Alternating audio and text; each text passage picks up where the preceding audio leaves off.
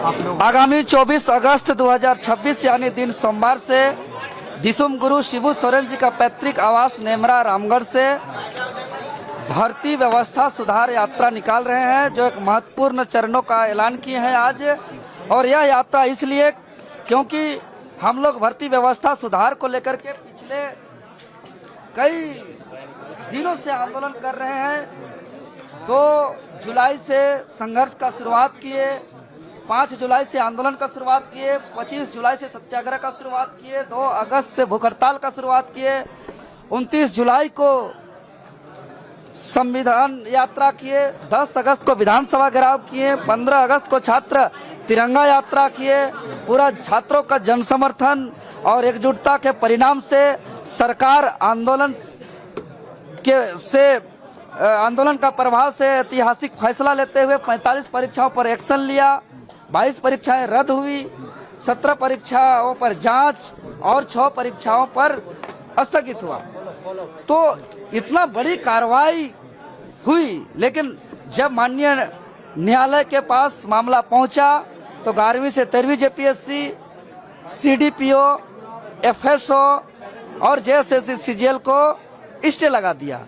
इस बात पर जब सरकार को मौका दिया माननीय कोर्ट की भाई आप बताइए किस आधार पे बिना नोटिस का परीक्षाओं को रद्द किया, क्योंकि कार्मिक विभाग से जब नोटिस जारी करते हुए कहा था कि सीआईटी के जांच में भारी गड़बड़ी पाई गई, तो क्या गड़बड़ी पाई गई जो कार्मिक विभाग के नोटिस में है? जब माननीय हाईकोर्ट में वो बात को रखने के लिए मौका दिया तो वहां पे सरकार मजबूती से क्यों नहीं रखा? वहां पे महाधिवक्ता अनुपस्थित क्यों हुए?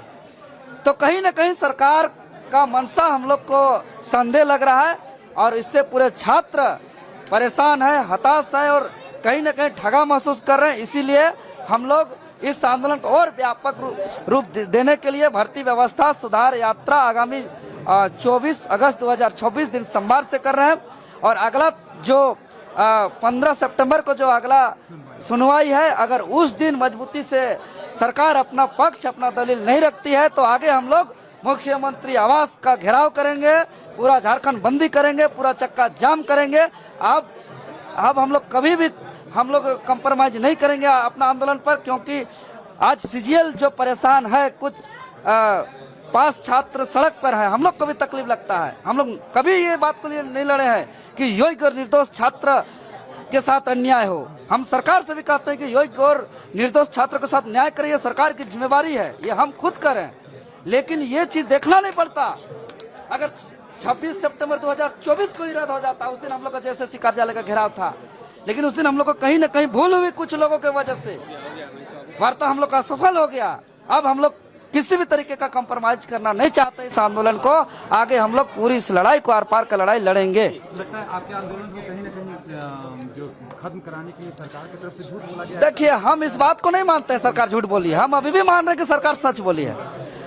न्यायालय का अपना एक प्रक्रिया है, उस प्रक्रिया के तहत अभी रद्द को स्टे हुआ है, निरस्त नहीं हुआ है।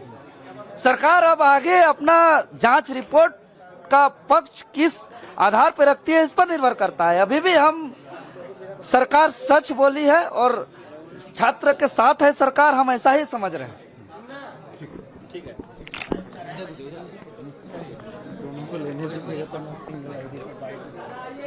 दादा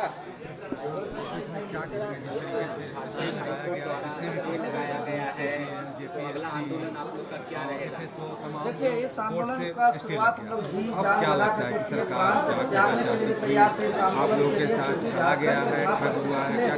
26 साल। बिल्कुल सर, जब सुनवाई हुआ कोर्ट में तो एजी साहब की उपस्थिति ना होना हम लोग को तो एहसास हो गया कि हम लोग को ठगा गया है। क्योंकि जब माननीय मुख्यमंत्री से जुड़ा हुआ कोई मामला होता है कोर्ट में तो कपिल सिब्बल आ जाते हैं और हमारे तरफ से एजी भी नहीं गए थे।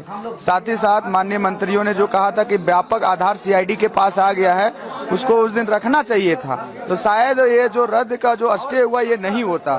तो मैं आपके माध्यम से अभी भी सरकार पर भरोसा जताता हूँ, लेकिन जिस प्रकार से हमारे पास हमारे हालात हो गए हैं सर, अब हम लोग चुप नहीं रह सकते हैं। तो हमारे पास जो भी विकल्प है, जैसे देवेंद्र जी ने कहा कि 24 अगस्त से हम लोग ये भारतीय यात्रा शुरू करेंगे, इसको लेकर के हम लोग तमाम छात्र एकजुट होंगे और सरकार को अभी तक तिरंगा यात्रा हो, विधानसभा घेराव हो, जिसके माध्यम से हम लोग एकता का परिचय दिए, ताकत का परिचय दिए, हमने अपनी मांग को उस पर ध्यान आकर्षित किए और उस पर फाइनली सरकार ने माना, उसको मुहर लगाया।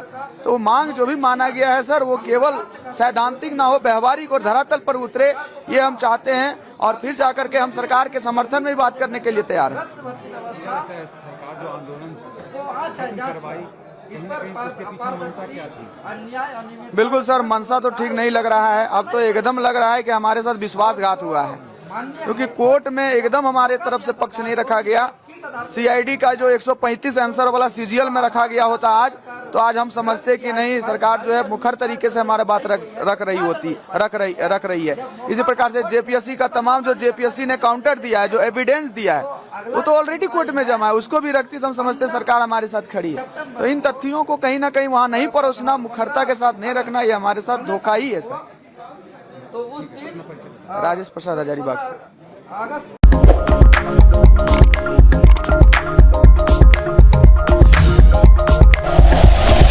Like and share videos, subscribe करें हमारा चैनल और प्रेस करें बेल आइकॉन। News 11 भारत, सच है तो दिखेगा।